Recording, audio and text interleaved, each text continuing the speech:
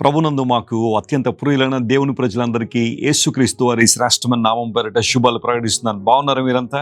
Good morning. దేవుని మహాకృపను బట్టి మరొక శ్రేష్టమైన అవకాశాన్ని ప్రభు మనకి ఇచ్చారు, ఆయన ఆరాధించడానికి, ఆయన స్తుతించడానికి. Every new day is an opportunity to thank the Lord and to praise him. మన జీవితాల్లో దేవుడు అనుగ్రహిస్తున్న ప్రతిరోజు ఆయన ఆరాధించడానికి మరియు ఆయనకు కృతజ్ఞతాస్తుతులు చెల్లించడానికి అద్భుతమైన సమయం. దేవుడు మీ జీవితంలో ఎన్నో మేళ్లు చేశారు, నా జీవితంలో ఎన్నో మేళ్లు ఉపకారాలు చేస్తూనే ఉన్నారు. మనమంతా కలిసి ఆయన ఆరాధించగలిగితే, ఆయన స్తుతించగలిగితే ఆ రోజంతట్లో గొప్ప కార్యాలు మనం దేవుని నుండి చూస్తాం. ప్రతి ఉదయాన్నే లేచిన తర్వాత ఒక వాగ్దానాన్ని బైబిల్లోంచి మనం ధ్యానం చేస్తున్నాము. పరిశుద్ధ గ్రంథం దేవుని మాట, దేవుని వాక్యం కాబట్టి దీనిలో ఎన్నో వాగ్దానాలు మన కోసం పొందుపరచబడి ఉన్నాయి. వాగ్దానాలతో పాటుగా దేవుడు అనేకమైన ఆజ్ఞలు మనకి ఇచ్చారు, ప్రవచనాలు బైబిల్లో ఉన్నాయి. అయితే వాటన్నిటిని మనం సమయానుకూలంగా ధ్యానం చేస్తున్నాం. ఈరోజు వాగ్దానంగా పరిశుద్ధ గ్రంథం తెరిచి యెషయా గ్రంథం 49వ అధ్యాయం 3వ వచనం చదువుదాం. The book of Isaiah chapter 49 and verse 3. ఇశ్రాయేలు, నీవు నా సేవకుడువు, నీలో నన్ను మహిమపరచుకొనేదను అని ఆయన నాతో చెప్పెను. And said to me, you are my servant O Israel, in whom I will be glorified. ఎంత చక్కని వాగ్దానం! నీలో నన్ను మహింపరుచుకుంటాను, దేవుడిచ్చిన వాగ్దానం. మానవుడు కలుగుజేవుని ఉద్దేశమే దేవుని మహింపరచడం కదా. మనందరూ ఆయన మహింపరచాలని, ఆయన్ను గణపరచాలని, ఆయన ఆరాధించాలని దేవుడు మనల్ని కలుగు చేశాడు. ప్రభు అంటున్నాడు, ఇశ్రాయేలు, నీవు నన్ను సేవిస్తున్నావు గనుక, నీవు నా సేవకుడు గనుక నీలో నన్ను మహిమపరుచుకుంటాను. క్రైస్తవ జీవితం దేవుని మహింపరిచే జీవితం. మన ఆలోచనలు, మన క్రియలు, మన చూపులు, మన నడత ద్వారా, మన ప్రవర్తన ద్వారా మనల్ని కలుగు చేసిన దేవునికి మహిమను తీసుకురావడమే మన కర్తవ్యం మరియు మన గమ్యం. చాలామంది జీవితాల ద్వారా దేవునికి మహిమ రావడం లేదు. ఇన్ఫ్యాక్ట్ వారి యొక్క జీవితాల ద్వారా దేవునికి అవమానం తీసుకొస్తున్నారేమో. అయితే దేవుని మనం సేవించినప్పుడు, ఆయన్ను గణపరిచినప్పుడు ఖచ్చితంగా ఆయన మన జీవితాల ద్వారా మహిమను పొందుకుంటారు. ప్రియులారా, దేవుని ఆనందపెట్టడం కన్నా, ఆయన సంతోషపరచడం కన్నా అత్యుత్తమైన కర్తవ్యం, గమ్యం, దర్శనం మరొకటి లేదు. ఇక్కడ మనం చదివితే, ఇశ్రాయేలు, నీవు నా సేవకుడు, యు ఆర్ మై సర్వెంట్. ఒక యజమాని దగ్గర ఒక సేవకుడు ఏ విధంగా నమ్మకంగా పనిచేస్తాడో, నమ్మకంగా యజమాని చెప్పిన మాటలు వింటూ ఉంటాడో, దేవుని బిడ్డలుగా మనం కూడా క్రీస్తు ప్రభువును మన యజమానిగా చేసుకున్నప్పుడు ఆయన మాట వినువారంగా, ఆయన మాటకు లోబడి వారంగా ఉండాలనే దేవుడు ఆశిస్తున్నాడు. యేసు ప్రభువారు ఈ లోకంలో ఉన్నప్పుడు ఆయన కొండ మీద ప్రసంగం చెప్పారు కదా. మత్తయి సువార్త 5, 6, 7 అధ్యాయాలు మనం చదివితే ఆ 3 అధ్యాయాల్లో 111 వచనాలు ఉంటాయి. అవన్నీ కూడా యేసు ప్రభు కొండ మీద చేసిన ప్రసంగం. దానిలో ఒక అద్భుతమైన మాట యేసు ప్రభు ఏమంటారంటే, ఈ భూమి మీద ఏ మనిషి కూడా ఇద్దరు యజమానులకు దాసులుగా ఉండలేరు అన్నాడు. ఒకరిని తృణీకరించి మరొకరిని గణపరుస్తారు. అందును బట్టి ఏ ఒక్కరు కూడా ఇద్దరు యజమానులు మెప్పించలేరు అంటూ యేసు ప్రభు చెప్పిన మాట ఏంటంటే, మీలో ఏ ఒక్కరు కూడా సిరికి మరియు దేవునికి దాసులుగా ఉండలేరు అన్నాడు. అంటే లోక సంబంధమైన విషయాలకు, లోక సంబంధమైన అనుభవాలకు మరియు దేవునికి మనం దాసులుగా ఉండలేం. ఉంటే దేవునికి దాసులమన్నా అయి ఉండాలి, లేదా లోకాన్ని సేవించే వారంగా అయి ఉండాలి. పౌలు ఏమంటాడంటే, మనందరం ఒకప్పుడు లోకాన్ని సేవించిన వారమే, లేదా సాతాన్ను సేవించిన వారమే, కానీ క్రీస్తు ప్రభు తన రక్తం ద్వారా మనల్ని కడిగి మనందరినీ కూడా నీతికి దాసులుగా చేశాడు. అందును బట్టి దేవుని స్తోత్రం అని పౌలు మహాశయుడు చక్కని మాట రాశాడు. రోమిలికి రాసిన పత్రికలో అపోస్తలుడైన పౌలు అంటాడు, ఈ భూమి మీద చాలా మంది దేవుణ్ణి సేవించాల్సింది పోయి, సృష్టికర్తను సేవించాల్సింది పోయి సృష్టిని సేవిస్తున్నారని రోమిలికి రాసిన పత్రిక 1:25లో ఆ మాట రాస్తాడు.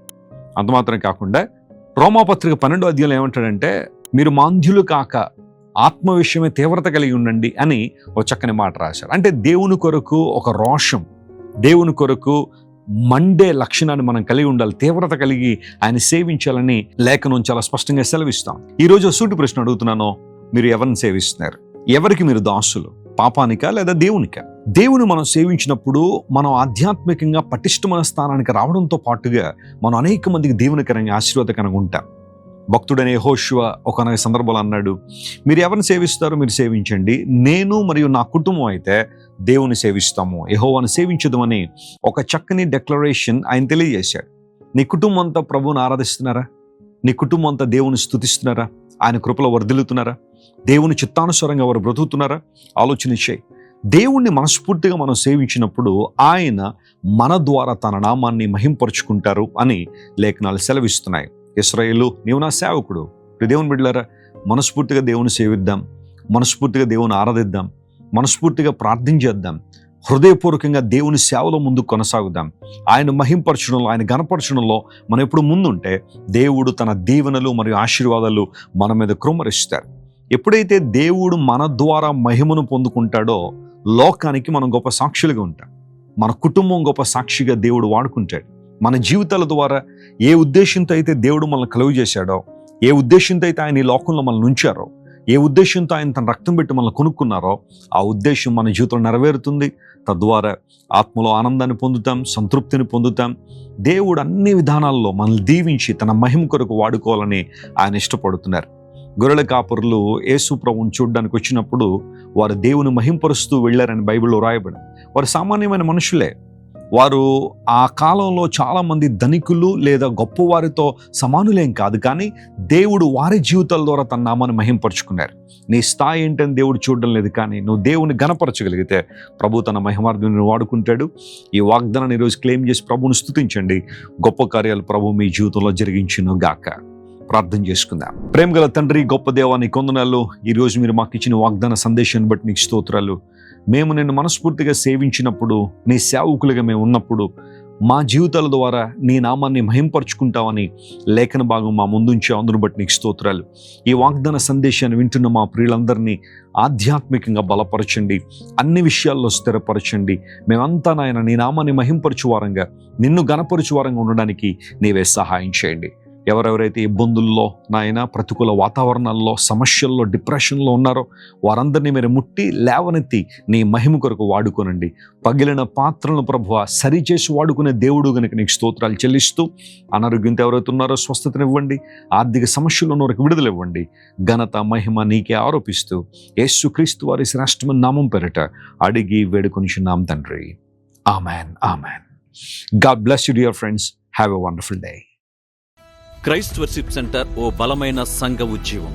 కొన్ని సంవత్సరాల క్రితం కేవలం 2 ప్రారంభించబడిన పరిచర్య నేడు ప్రపంచవ్యాప్తంగా లక్షలాది మందిని ప్రభావితం చేయుచున్నది. వాక్య సంబంధమైన ఉద్యమంలో, పరిశుద్ధాత్మ సంరక్షణలో కొనసాగాలనుకునే ప్రతి ఒక్కరికి మా ప్రేమపూర్వక ఆహ్వానాన్ని అందిస్తున్నాము. రండి, ఆత్మతో సత్యముతో ప్రభువైన యేసుక్రీస్తును ఆరాధిద్దాం.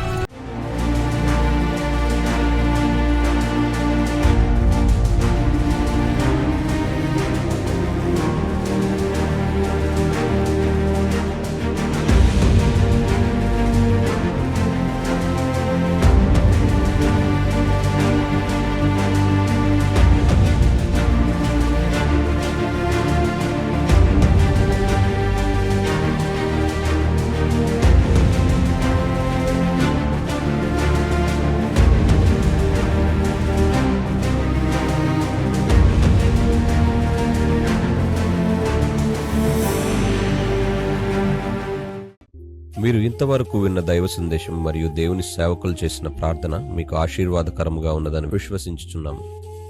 ఈ సందేశాన్ని మీ స్నేహితులకు, బంధువులకు షేర్ చేయండి. మీకు ఏదైనా ప్రార్థన అవసరత ఉన్నచో మా ఫోన్ నంబర్లకు కాల్ చేయండి.